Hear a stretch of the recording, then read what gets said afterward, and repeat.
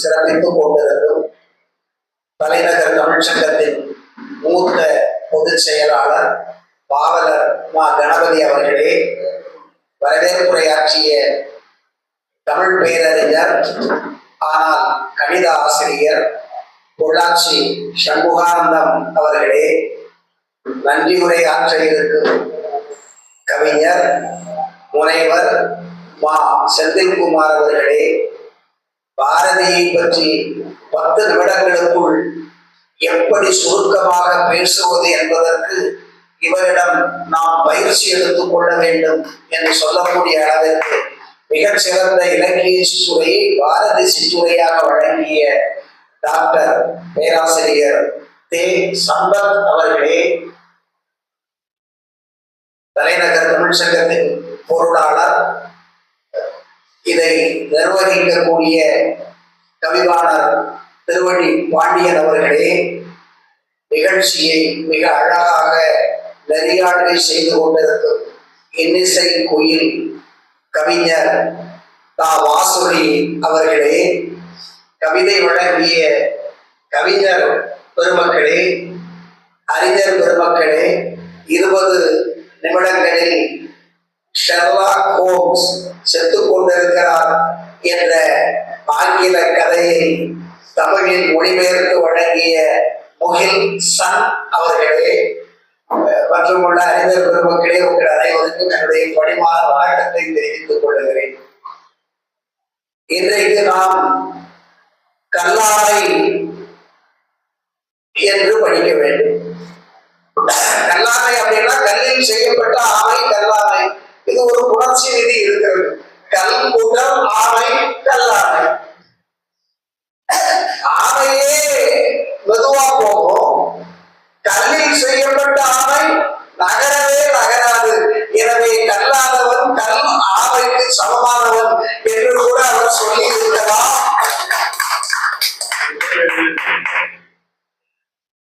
ஆனால் இந்த கல்லாமை என்பது எதற்கு எதிர் சொல்? எதிர் சொல் கூட இல்லை, எதிர்மறை. எதற்கு எதிர்மறை என்று கேட்டால் எல்லாரும் கல்விக்கு எதிர்மறை அப்படின்னு சொல்லுவாங்க. அப்படிதான் சொல்லுவோம். கற்றலுக்கு எதிர்மறை கல்லாமை. கல்வி அப்படிங்கிறது ஒரு பெயர் சொல், கல்லாமைங்கிறது எதிர்மறை சொல். அப்ப கற்றல் என்பது தொழிற்பெயர், அதற்கு எதிர்மறை தொழிற்பெயர் கல்லாமை. ஆனா கல்லாமையில கற்றல் எங்கே இருக்கு, எதிர்மறையை எப்படி கொண்டு வர்றது அப்படின்னா, கல் இங்க கட், உணர்ச்சியில கட். அதுக்காகத்தான் தொல்காப்பிய தொடர்ந்து வரணுங்கிறது. கல் எப்படி கற்று அப்படின்னு ஆட்சி அப்படின்னு ஆன்லைன்ல கேட்கறதுக்கு வாய்ப்பு இருக்கு இல்லையா? 7 மணிக்கு நாளைக்கு அது கற்றால். ஆ என்பது எதிர்மறை இடைநிலை, மை என்பது தொழிற்பெயர் விகுதி, அது கல்லாமை ஆகிறது. இப்படி கல்லாமை அப்படிங்கிறத பற்றி எதுக்காக சொல்லணும்? பாசிட்டிவாவே சொல்லிட்டு போயிருக்கலாம் தானே. இப்ப மகேஷ் கண்ணனை கேட்டா எதை எடுத்தாலும் பாசிட்டிவா தான் சொல்லுவார். அவருக்கு முன்னால் இருக்கக்கூடிய மகேஷ் என்ன அப்படின்னு நான் இன்னைக்கு தான் கண்டுபிடிச்சேன். இன்னைக்குதான் மகேஷ் வந்திருக்காங்க. இதுக்கு முன்னால மகேஷ் கண்ணன் தான் வந்திருக்காங்க. அவங்க வீட்டம்மா பேரு மகேஸ்வரி அப்படிங்கிறத அவரு சொல்லியிருக்கிறார். பெண்கள் எல்லாம் ஆணின் பெயரை பின்னால் போடுவார்கள், ஆனால் மனைவியின் பெயரை முன்னால் போட்ட கண்ணன் என்ற மகேஷ் கண்ணன். சும்மா சொல்றாங்க. அப்படிப்பட்டவர்கள் எல்லாம் இந்த தலைநகர் தமிழ்ச்சங்கத்தில் கற்றோராக இருக்கிறார்கள். இப்படி கற்றோர் நிறைந்த இந்த அவையில் எதுக்கு எதிர்மறையா சொல்லணும்? இவங்க டாக்டர் கமலா சைக்காலஜியில டாக்டர் பட்டம் பெற்ற அம்மையார், சென்னை பல்கலைக்கழகத்துல இன்னைக்குதான் வந்திருக்காங்க. இனிமேல் ஒவ்வொரு மாதமும் 4வது ஞாயிற்றுக்கிழமை 10:30 to 11 டாக்டர் கமலா அவர்கள் மேல்மருவத்தூரில் இருந்து வருகை தருவார் என்ற நம்பிக்கை எனக்கு இருக்கிறது. கல்பாக்கத்தில் இருந்து எப்படி கவிஞர் பன்னீர்செல்வம் வருகிறாரோ அதை போல அவர்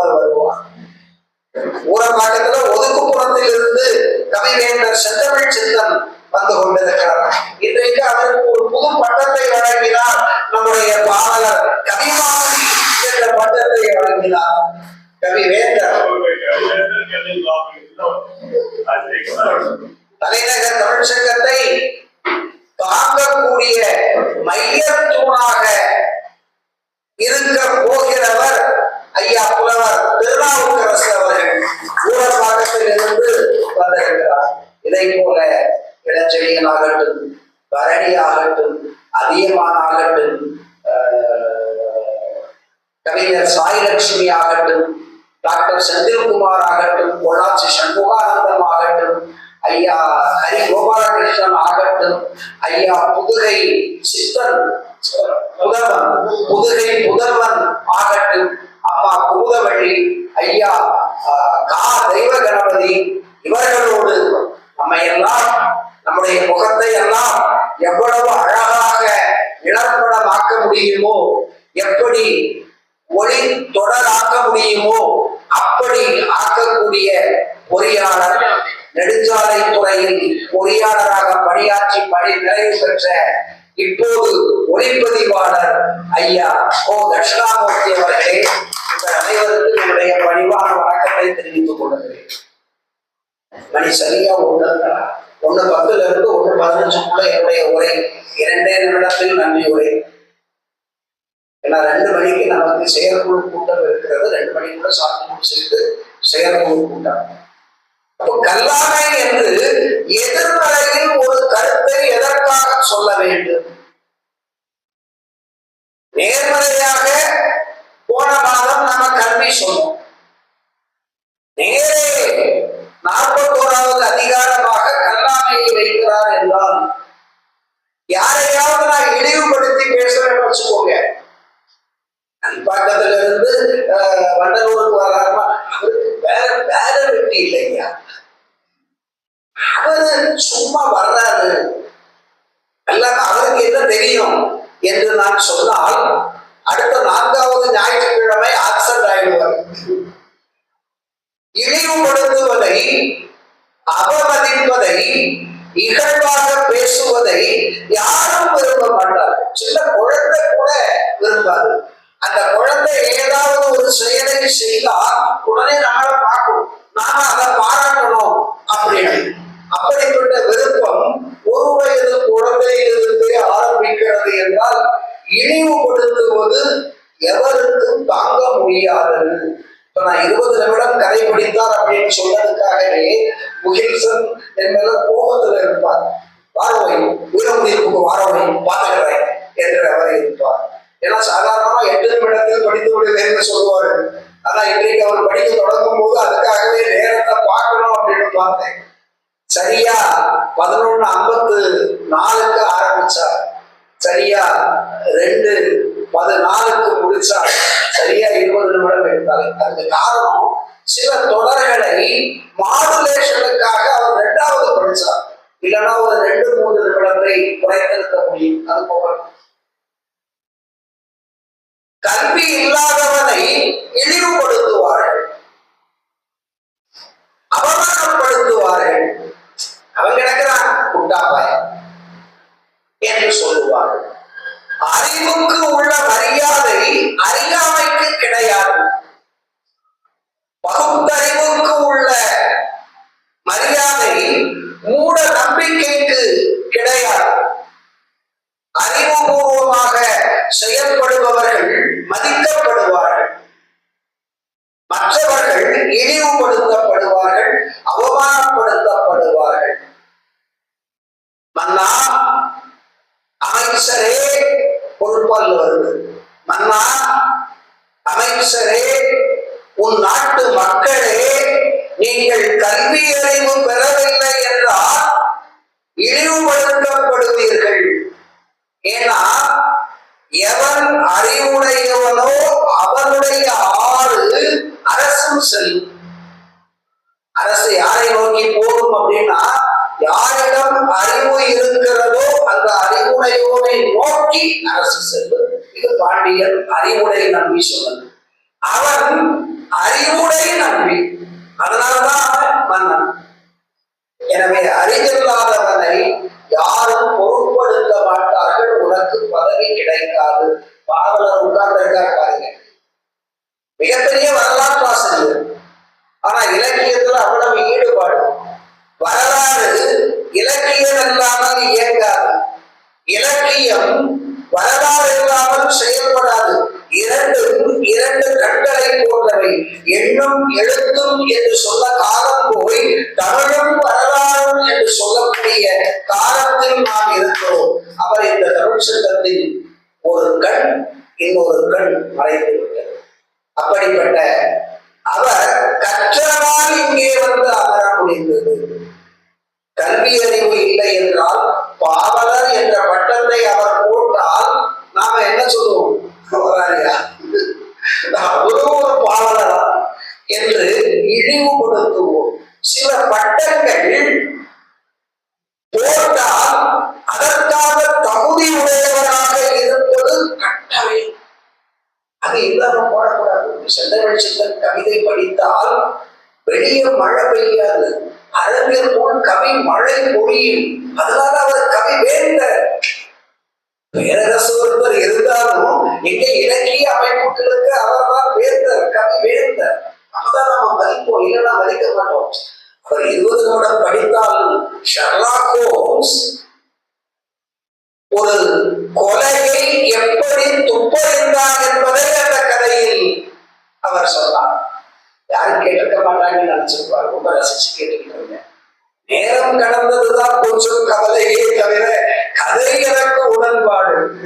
அவரே நோயாளியாக நடித்து அதே மருத்துவரை அழைத்து வர வைத்து தன்னுடைய உதவியாளர் வாட்சன் மருத்துவராக இருந்தாலும் நீ பார்க்கப்படாது என்று சொல்லிவிட்டு அவரை வர வைத்து அவர் செய்த கொலையை கண்டுபிடித்து கொடுத்தார் என்பதை அறிவுபூர்வமாக.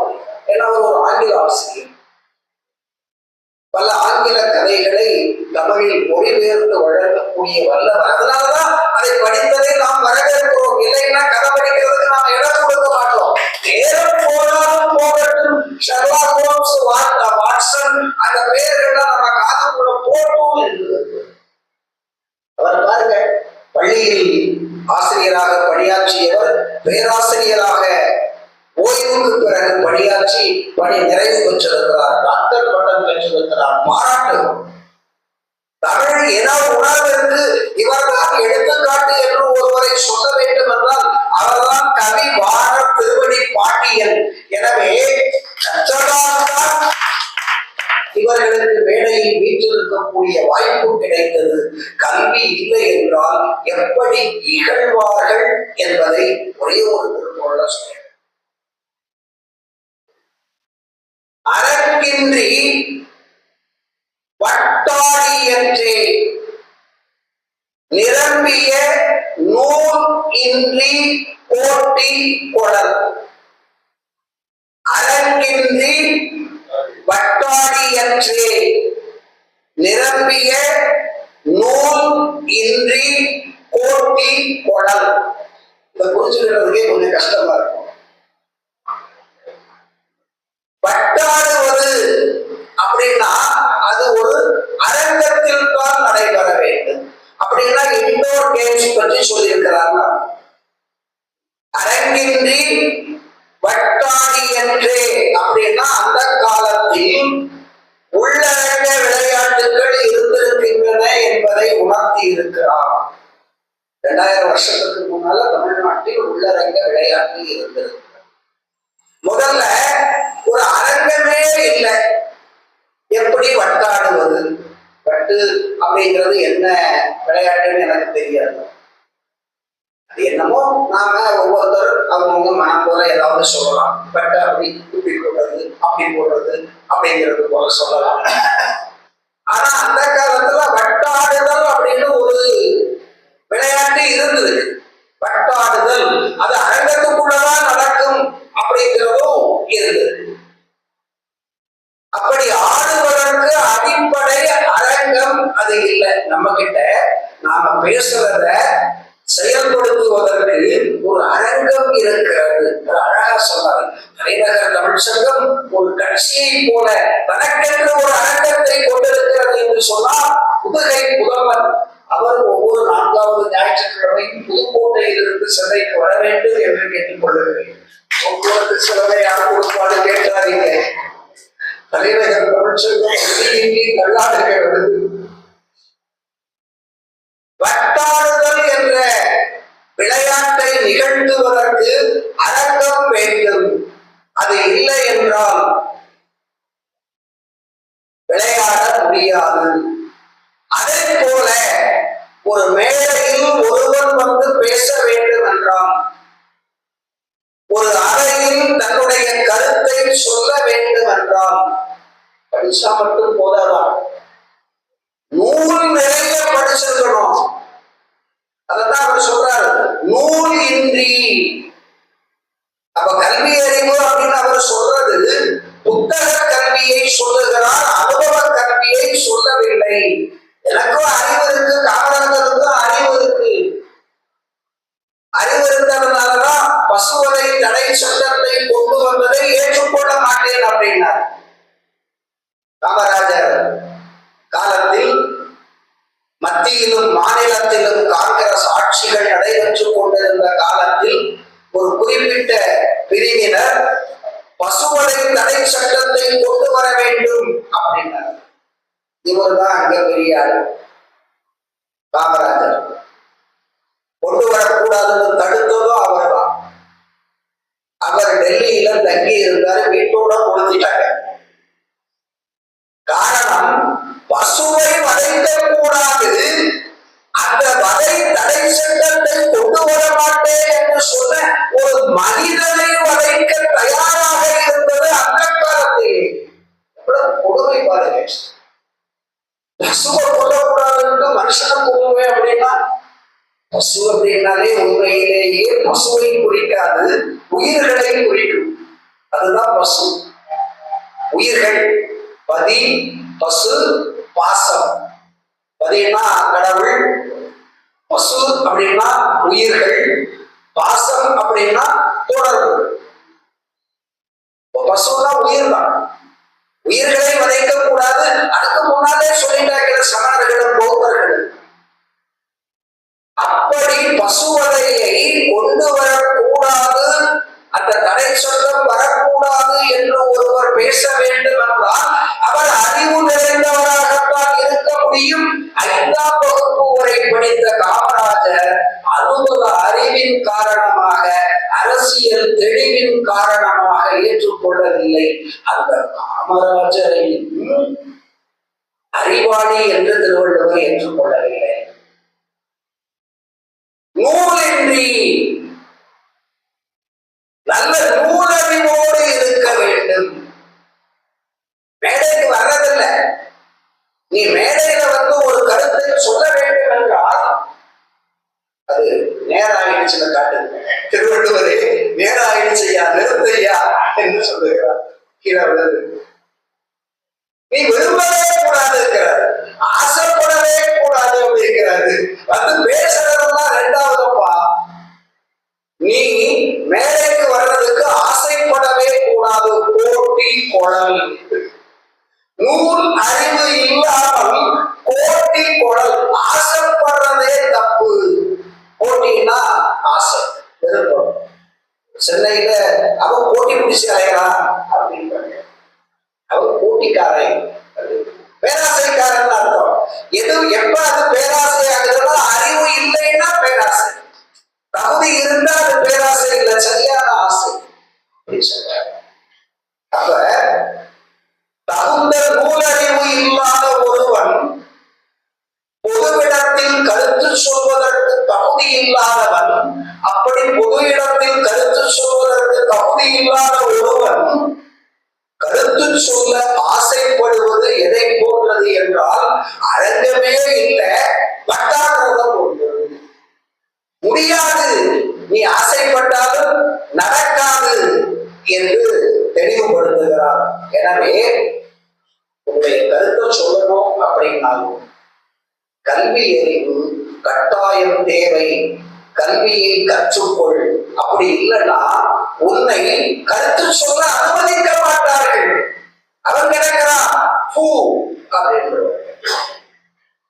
என்ற காரணத்தினால் கல்லாமை என்பதையும் கூறி கல்வி கற்க அறிவுறுத்துகிறார் திருவள்ளுவர் என்று கூறி நல்ல வாய்ப்பை ஒரு 15 நிமிடம் பேசுவதற்கு வழங்கிய தலைநகர் தமிழ்ச்சங்கத்திற்கும் அதை செவிமடுத்து கேட்ட உங்களுக்கும் நன்றி, வணக்கம்.